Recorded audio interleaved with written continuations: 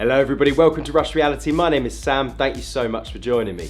Now I am ready for a new VR headset. It's been a couple of years since the Quest 2 and HP Reverb G2 launched. I've really enjoyed my time with them. Since then I've been able to try out some awesome tech like the Vario Aero, and I'm ready for the next step. With a couple of new releases dropping over the last couple of weeks, I was fairly certain I would be spending some money. But I didn't, and I'm going to tell you why. So Meta Connect was last week, and we already knew going into it quite a lot of what we could expect from the Quest Pro, a high-end device aimed at enterprise customers with advanced mixed reality capabilities. Even the rumours on price were dead on. We've had a long run up to release, and I've been preparing myself for purchase. Then the day came, and none of the specs were a surprise. The rumours were all pretty much dead on. But that's kind of the problem, there were no surprises. I really thought they might explain a few bits of magic, maybe coming from the software, that would explain why this expensive $1,500 purchase was going to be absolutely worth it. But no, it really didn't. Now don't get me wrong, lots of the things that they've added to the Quest Pro are things that I prioritise highly. The increased comfort, the smaller form factor, the new controllers bringing increased tracking, that's all fantastic. If I'm honest, at this point I can take or leave the pass-through AR features. It all kind of feels like a development kit. It's going to be really useful for the creation of new things, but it's not going to be me that creates them. The best examples of AR being utilised in VR headsets currently seems to be playing games in your home environment. Now I actually don't want that. I like the fact that VR is an escape. It makes you feel like you're in a different place. I don't want to be playing games in my studio, dodging bad guys as I move behind my camera boxes and hide behind my sim racing gear. It's just not the same. I want to feel like I'm in another world. Similarly with the face tracking stuff, it's all good and I'm sure it will add to social experiences.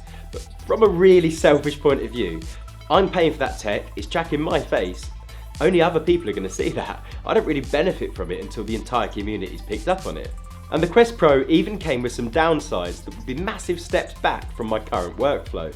The biggest one of those was battery life. So on the new Quest Pro you get between 1 and 2 hours of battery life, and that is a really small amount of time. Now I play for like 3 to 5 hours when I'm playing with my Quest 2 and a VR battery pack built into the headset. When I really enjoy myself in a VR game is when I get lost and when I play for a good few hours. I don't want to be limited to that small session before I need to jump off and charge my headset again. And the £1,500 Quest Pro kit that you get doesn't even set you up for gaming.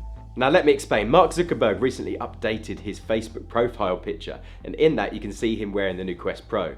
Now I'm going to show this image because I think it does a really good job of illustrating just how far this is from the standard consumer gaming devices we've seen up to now. The distance between the headset and his eyes is massive. You can see his entire eye. That will be letting in so much light from the environment. It just won't feel immersive. I assume the reason they've done this is because they're aiming these at professionals and it'll be people who want to see the environment they're working in.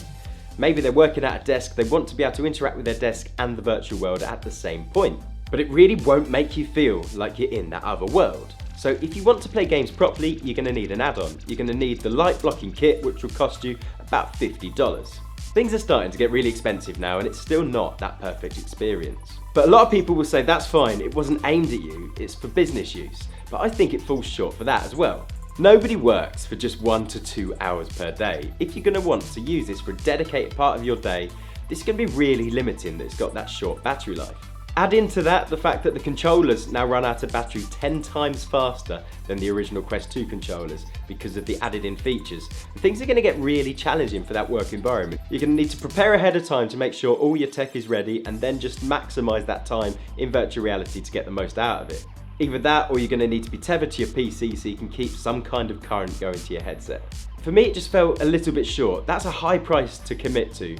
And you know what? I was ready to, if it was just compelling enough. And I think the price is going to put off a lot of people. There are a lot of people saying on Facebook, yeah, but it's a high-end device, you've got to expect a high-end price. But I've tried some genuinely high-end devices and I don't think this will hold up anywhere near to what they can offer. Take the Vario Aero for example. I think that is why I've not upgraded to this device, because I've felt that real true quality coming from the Aero and I know what it can look like. And I feel like my next step is going to need to be towards something like that. I don't think the Quest Pro is going to get anywhere near close. I feel like if there were just 1 or 2 extra upgrades that have been built into the Quest Pro's offer, I would have ordered that day. They could have bumped up the resolution, they could have increased the FOV, they could have given us something close to HDR content, something like that, and I would have snapped it up immediately. But for now, it feels like a next-gen price for a product that isn't quite next-gen. And just a quick note on the overall Connect event, it all felt a little bit flat for me. It's the second Connect in a row where gaming has taken a sideline. This time it took a massive sideline, barely getting a mention. And all the discussions were things that we'll one day be able to do or soon be able to do. Things like the upgraded avatars that aren't quite here yet, the legs that are coming to your avatars that we still haven't got yet.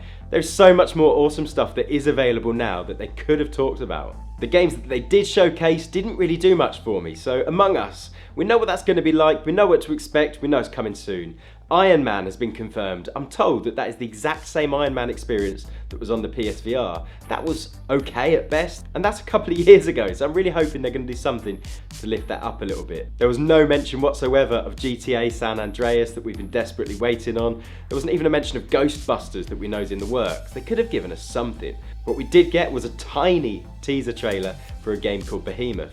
The trailer told us nothing, again nothing away, I'm not really sure it added to the experience. I feel like a company that all the press says is really up against it could have done a little bit more to rouse the crowd. Anyway, so the Pico 4 also just launched, and to a very warm reception. Now this promises visual upgrades on the Quest 2 and it's generated some really strong interest from the community. It's a standalone headset brought to us by ByteDance, the owners of Tik Tok. But I've not ordered that either, and it came at a much more reasonable price of £400. Again, this one just felt like too little. If I didn't already own a Quest 2, this would be very compelling, but it feels like an alternative, not an addition. Although there was a bump to resolution when compared to the Quest 2, it was very slight. The pass-through stuff looks really cool, but as I said, that's not really my priority. It really feels like it's built to mirror the Quest 2. It's got the same chipset, very similar form factor. It really feels like a similar kind of package. I'm ready for the next step of my VR journey, whether that is a Quest 3, an Index 2 or a Decade, an Apple VR or any sort of surprise release that could be around the corner. I'm ready to buy a new headset and I feel like now is the time. I did have an additional positive thought about the whole thing. That's that when the Quest 2 launched, it had the same hardware it's got now, but they've added so much to it through software updates and they've really opened it up. Maybe we'll see a similar thing happen to the Quest Pro or the Pico 4. I don't know, I would love to be convinced, because as I say, I'm ready to buy. But what do you think? Did you put in an order? Is there anything they could have said that would convince you to? Let me know in the comments below. Do us a favour, if you found this video in any way insightful, then press the like button and I will see you on the next one. Thank you very much, goodbye.